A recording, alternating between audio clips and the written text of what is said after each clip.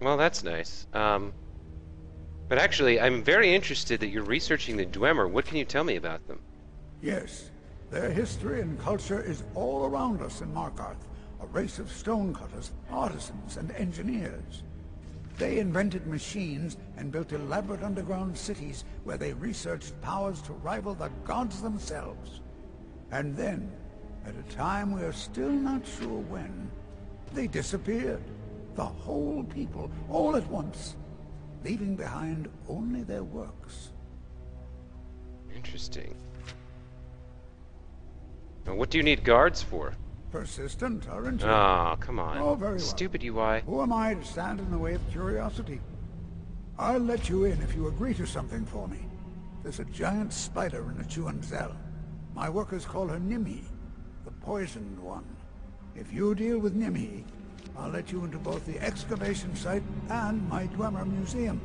What do you say? That sounds great. Spider's as good as dead. Enthusiasm. Good. Here's the key to the dig site. Just out of curiosity, what do you need guards for? To protect my research, for one.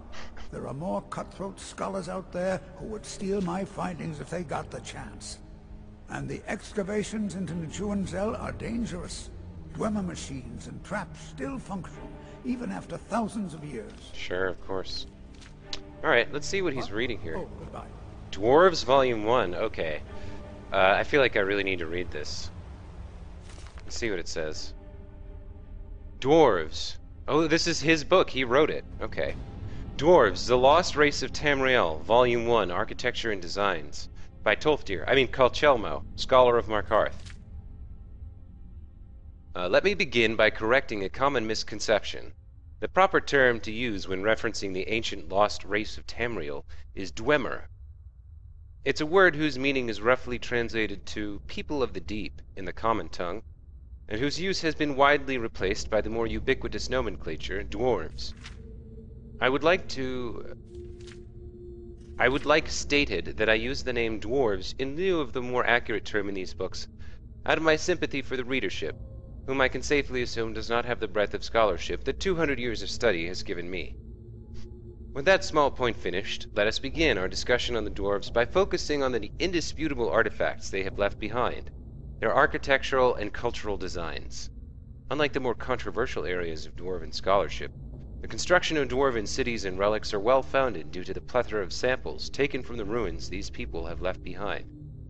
My own home city, Markarth, was originally one such ruin, and I can state from first-hand experience that all dwarven designs share a set of common principles that we can use to determine true artifacts from fakes, and delineate patterns and methodologies that were important to their craftsmen. First of all, we can say for certain that dwarven artisans favored stone, at least as far as their buildings were concerned. This is no surprise. With notable exceptions, the vast majority of dwarven architecture is found underground or carved out of mountains. It is possible, although only theoretically, that the dwarves first mastered masonry as a race quite early, and later examples of metalwork were added on to much earlier stone designs as the dwarves began to master more complex tools. Regardless, the foundation of all known dwarven ruins is built on stonework, and the structure of dwarven stonework is sharp, angular, and intensely mathematical in nature.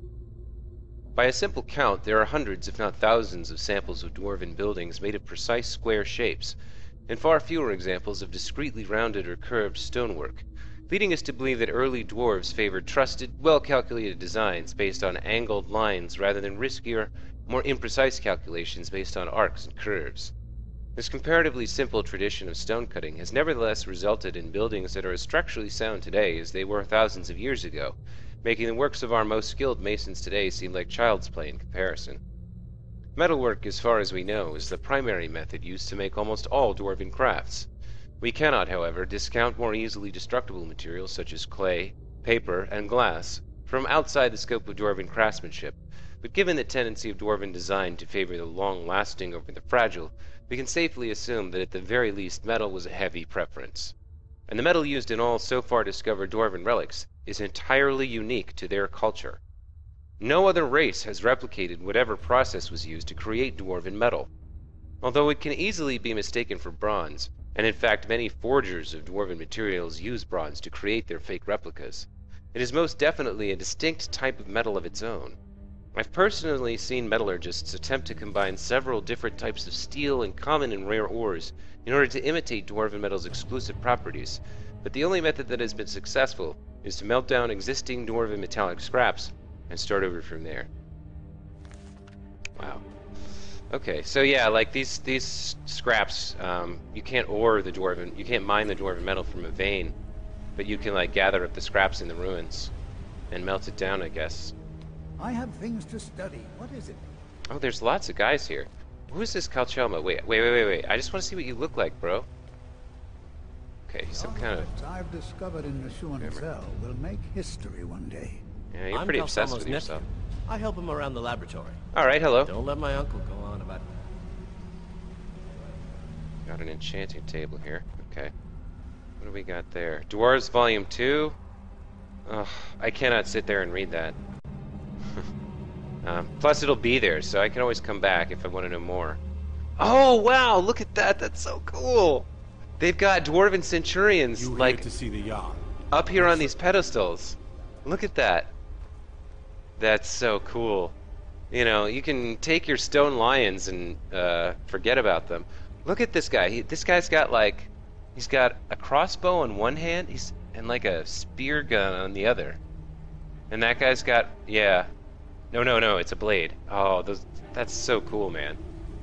I'll tell you what, this city is so interesting. I'm really glad that I haven't watched too many of the other streams or like, played through too far on my other character, because this is my first time here, and as a result, it's been really, really, really epic. I mean, it's just got that grandiose nature to it. You know, it's so like,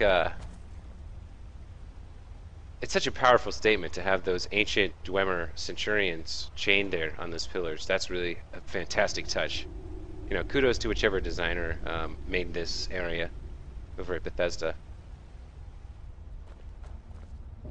Old Dwarven City. Okay, so this whole keep is enormous. Like, there's plenty of ancestors in the Dunmer. There's plenty of like stuff to explore here.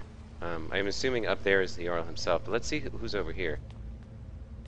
This is Brother Verilus, yeah. There was some kind of conflict earlier. If it's about the Hall of the Dead, no, you can't go in there. What's the Hall of the Dead? New to Skyrim? I was confused at first too. The Nords call their mausoleums the Hall of the Dead. It's where people in the city are buried. Fathers, forefathers, mothers, foremothers. Okay, so why can't I go in there? I can't talk about it. Rest assured, the Jarl hears everyone's concerns. You will be able to visit the dead again soon.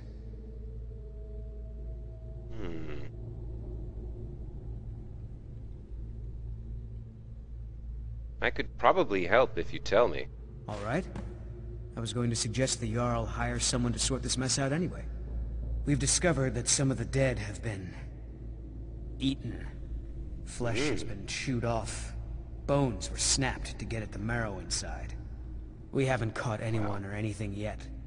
It's like it knows when I'm there. If you can get to the bottom of this, the priesthood of Arcay will reward you. Take my key, and be careful. Okay.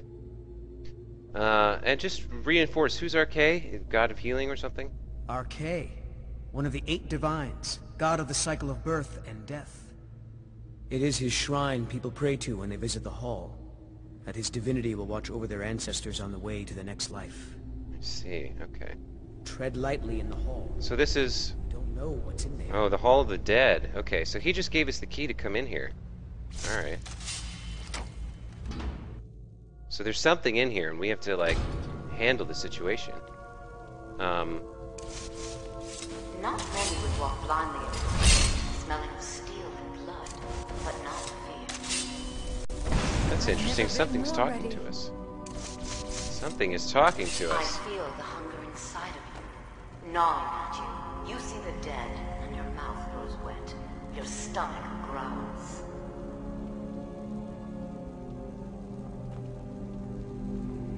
It's all right. I will not shun you for what you are. Stay. I will tell you everything you have forgotten. Wow. I don't know what she's talking about.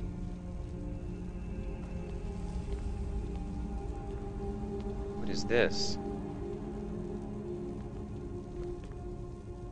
Shrine of Decay. You were young when you first tasted human flesh, weren't you? A brother or sister had died? An accident, of course. Then the hunger set in. Curiosity. What's the harm in just one bite? It's okay now. You found a friend who understands you. You can let go of your guilt.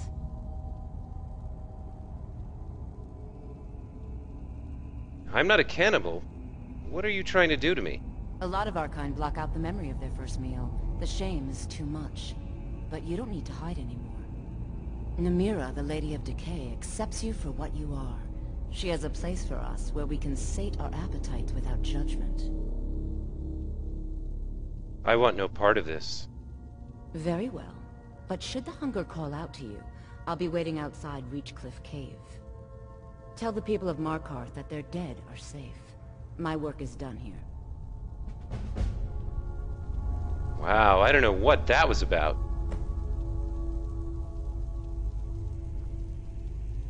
Okay. So there was some sort of, like, Daedric spirit, or avatar of Namira haunting this place, waiting for someone, but she seems to think I'm some sort of cannibal. I don't know what to make of that. Let's activate the shrine and make sure that it's all clear. Blessing of Decay added, yeah. Let's see what that is. Fortify health. Okay, that's not bad. Alright, so, you know, we came in and that weirdness happened. We don't really know what it was about. But let's go tell Verulas that this place is safe again. And that the people of Markarth can visit their dead.